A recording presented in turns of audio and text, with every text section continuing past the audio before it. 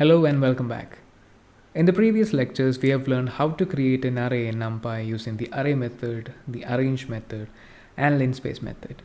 In this video, we'll be discussing about this package in Numpy called random, which helps us to generate random numbers for our array. So let's get started.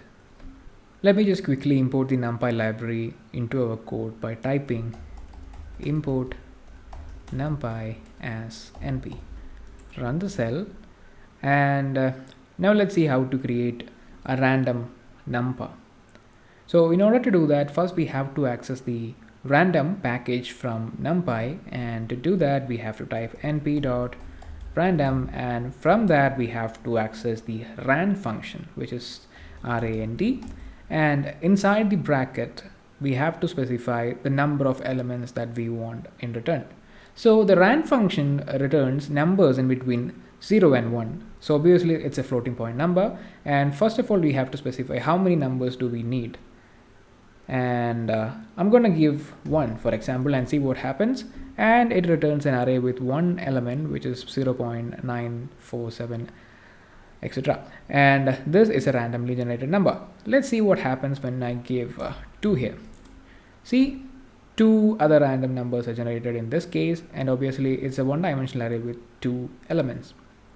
In order to create a two-dimensional array, I will have to specify the shape of the array as the first and the second argument. For example, if I want an array with shape 2, 3, which will have 6 elements, I will have to specify 2 as the first argument and 3 as the second argument, and run the cell, and we have 6 randomly generated numbers inside a two-dimensional array which is of the size 2 by 3.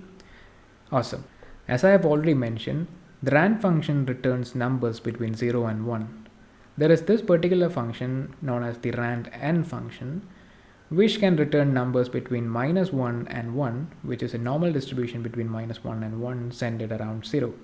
For example, let's create an array which is np.random.randn, and inside that let's specify an array with 5 by 5 size, and let's run the cell and see there are numbers between -1 and 1 including 0. In order to create an array with randomly generated integers, we can always use this method known as the randint method, and in order to access that we have to type np.random.randint, and let's see what all arguments we can pass inside the randint method.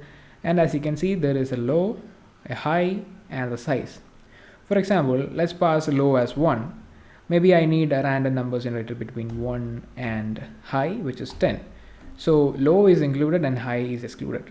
In this case, we would get a randomly generated number between 1 and 9, both 1 and 9 included. Let's run the cell and see. 3 is a randomly generated number. What if I want a set of randomly generated numbers? We have to specify that as the third parameter, as you can say in this, the size. So the third parameter, I want maybe 3 elements between 3 randomly generated numbers between 1 and 10, and I specify 3 as the third argument and see what happens. It returns an array with 3 elements with randomly generated 3 integers, 8, 1 and 2. So every time I run the same random method again and again, I'm getting different set of randomly generated numbers, as you can see. If you run the same exact code with the same parameters, you might be getting a different set of randomly generated numbers. So what if we both want to get the same set of randomly generated numbers?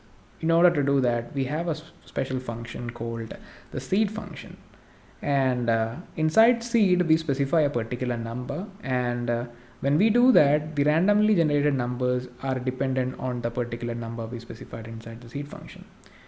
For example, if I type np.random.seed and I provide a particular number inside this bracket, which in this case let it be 2, and in the next line I'm gonna copy paste this exact same line of code and run the cell, and we have a randomly generated array, one-dimensional array with 3 elements, 997. If I run the cell again, I'm getting the same random output. If you run the code with the exact same numbers with C2 and the arguments exactly as this, you might also be getting the same exactly generated numbers.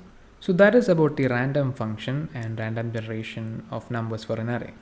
Now let us learn about some special generation methods to create special kinds of arrays. And what if we want to create an array with all the elements 0?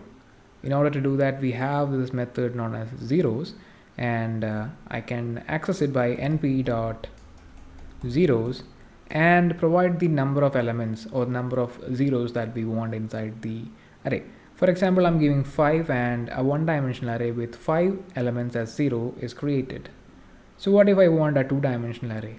Unlike the random function, we have to specify the shape inside a tuple. For example, if I want a 4 by 5 array, I want to specify it as 4, 5 inside a tuple as the first argument and see the result as a 4 by 5 array with 4 into 5, 20 elements. Cool. What if I want an array filled with 1? I can do that by np dot ones method and specify the shape exactly as we did previously as the first argument inside a tuple 4, 5, and let's see a 4 by 5 array with all the elements as 1 is created. Awesome. Now let us learn how to create an identity matrix. So an identity matrix is a square matrix, which means it has equal number of rows and columns and it has all the diagonal elements as 1. So for example, if I want an identity matrix with 4 diagonal elements as 1, I will have to create a 4 by 4 matrix, right? So in order to create that, I'll have to type np.eye and specify the number of diagonal elements, which is in this case, let it be 4.